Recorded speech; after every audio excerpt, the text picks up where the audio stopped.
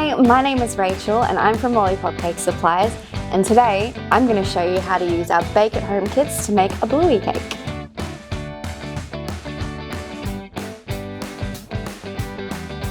Alrighty, so I have cut my cakes in half. You can do this with a big kitchen knife. It doesn't really matter if they're not even. You're going to cover it in frosting anyway. And then I've also coloured my buttercream. You can keep adding colour until you get the colour that you want, but just keep in mind that that'll continue to develop over about 10-ish hours. That'll darken as well. So what we're going to do now is we're just going to add a little bit of buttercream to our board just to make sure that that cake stays nice and secure. And then we're just going to pop our first guy on. We're going to fill him with a nice thin layer of buttercream. You can also pop in, do like a layer of buttercream around the outside, add some caramel sauce if you like, add some chocolate sauce, add some strawberries.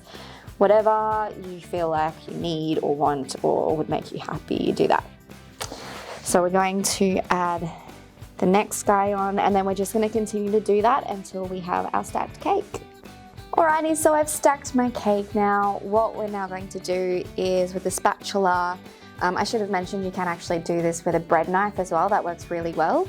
We're just going to take the icing out of the bowl and pop it on the side and then try and cover the cake as much as we can. Doesn't matter if it's quite messy because you're going to scrape it down anyway.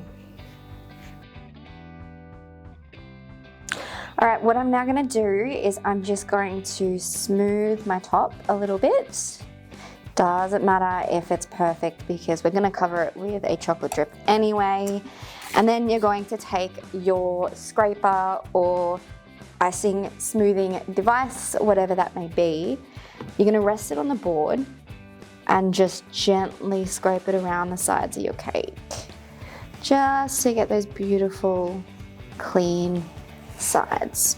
So one thing I actually should have done first, which I have not done, is a crumb coat. So your crumb coat is just a very, very thin layer of icing around your stacked cake. You pop it in the fridge for a couple of minutes and it just kind of seals in all of those crumbs so they don't start to get dragged around the cake as you do your final coat.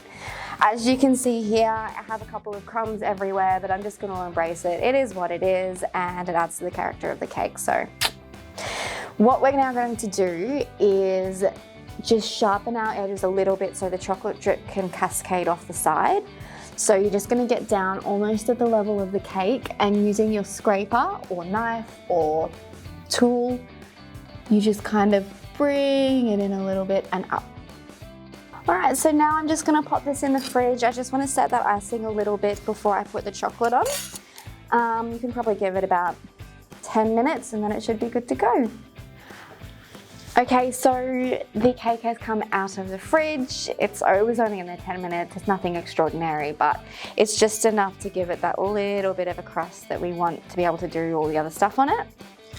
So I'm gonna do the sprinkles first. What you're going to want to do is just pop a little bit of these in your hand. Wash your hands first. And I'm just pulling out the bones because they're just a little bit too chunky for what I want to do down the bottom. But you're just gonna gently tap the side. We're going to put our chocolate drip on the cake. This is probably the easiest part. You want to warm the chocolate drip up as per the directions on the back, but essentially just blitz it in the microwave for 20 seconds initially and 10 seconds after that. And give it a good shake in between. It'll come good. And then whatever you don't use in there, you can then reuse, pop it in the fridge and then reuse another time as well.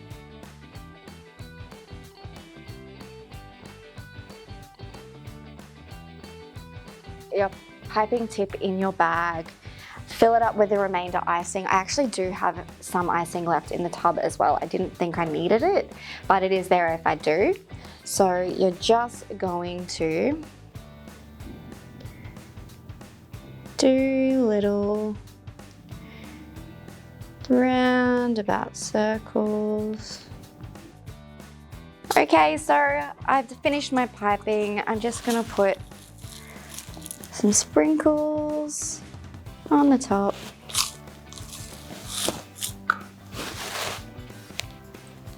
This is the perfect place to put those little bones as well. Alrighty then, grab your Bingo, Bluey, happy birthday, whatever you want, and figure out where you'd like to place them. Personally, I'm gonna pop mine over some of the imperfections just because, oh, that's a good way to hide them.